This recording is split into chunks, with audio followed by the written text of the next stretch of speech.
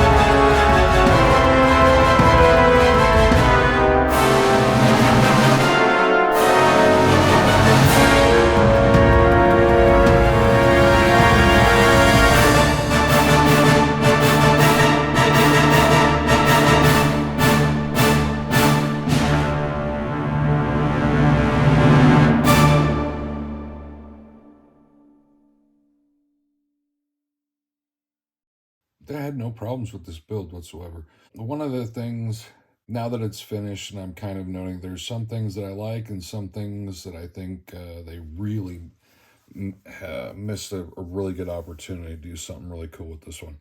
That being, they put a tire here, so it kind of rolls a little, and the legs articulate so he can, roll back and forth. But then they put flats on the bottom of the other ones. Had they hollowed those out and had a tire there, this whole thing could be a little bit easier to move than what it is. So I think that's a missed spot right there. That would have been really cool had there been wheels similar to that or a little bit bigger, whatever. Just enough to where it'd still sit like this, but that wheel would be mostly encased in this foot pad, whatever you want to call it. The other kind of cool thing is that you can kind of see it's moving a little bit. There's a little lever in the back that you can get his head, kind of like in the animated series. So movement in that is kind of cool.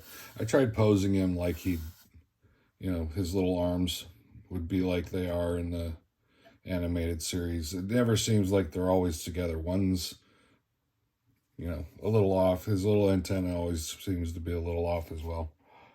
So, other than that, this one's pretty cool. I like the size of it. I should be getting R2 and C3PO pretty soon, and I think having my little droid section sitting together. Hopefully R2's just a little bit bigger than this. I think an astromech is bigger.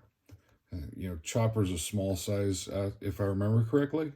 Maybe I'm off on that, but I think he's a smaller astromech. So I'll find out soon once I get the R2, and if he's he's not going to be much bigger, just a little bit, if I'm not mistaken, because I think this part of R2's body is longer. So anyway, that's it. Oh, one of the other things that I wanted to say that I thought was really cool. These little things like this in here, the little tiny details, plus the fact that they put this cable, this flexible rubberized thing here, and then the last thing would be the backside, all the whips that become cables. Those are pretty cool. I'm digging how that actually that's one of my favorite details in the droids and all that, are the cables that run on the back sides of. I don't know why I like that so much. It's just one of the things that kind of it's mechanized, so it appeals to me. Maybe I don't know. So anyway, I didn't have that many extra pieces. So one thing that even on every single build, I am always fascinated on how many small and tiny pieces there are, both in mock and regular Lego builds. There are so many really small pieces. You know, these ships and these droids and all these pieces are very large once they're put together, but they're so, and you can see it clearly all along this side. These are all single pieces all through here, and even in his helmet. Let me get this out of the way. In his helmet, in his head, there's a lot of single tiny pieces all throughout all this stuff. That just always fascinates me, how small pieces create this large thing. And even the arms, these are all small tiny pieces, and there's a bunch of them there. I mean, there's 1, 2, 3, 4, 5, 6, 7, 8, 9, 10, 11, 12, 13, and this peg that it sits on is 14. 14 pieces just for this one arm. It's amazing. And it creates something kind of cool. That's what fascinates me about Lego and all this stuff. These tiny details create large things. So, all right, that's it. Thanks for watching. Hope you all enjoyed it. Y'all have a great day. See ya.